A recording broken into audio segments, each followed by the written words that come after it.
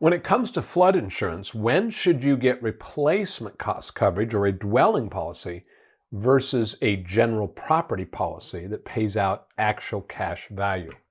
Hi, it's Dave Dickinson with Bankers Compliance Consulting.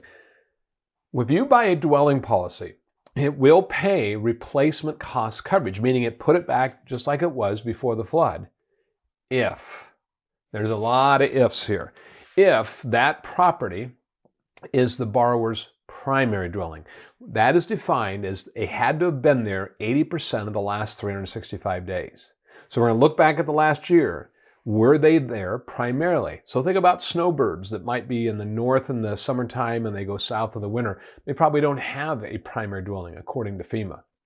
Number two, it has to be fully insured, which means that they've insured it for 80% of the value of the property at the time of loss, not at the time that you made the loan. And so if you have a policy that you bought, and maybe it was 100% or 80%, but now the value of it's gone up because lumber prices have gone up, for instance, and shingles and brick and things, and now they're below 80, then you're not fully insured. And third, a dwelling policy only pays replacement costs if it's a single unit. It doesn't apply to duplexes and tris and quads. So if these three conditions are not all met, that your dwelling policy will then pay out at actual cash value, which is replacement cost less the depreciation that has occurred.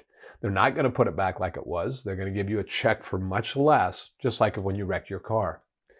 I hope this helps your understanding of flood insurance and insurable value and how complex it is. Thanks for watching.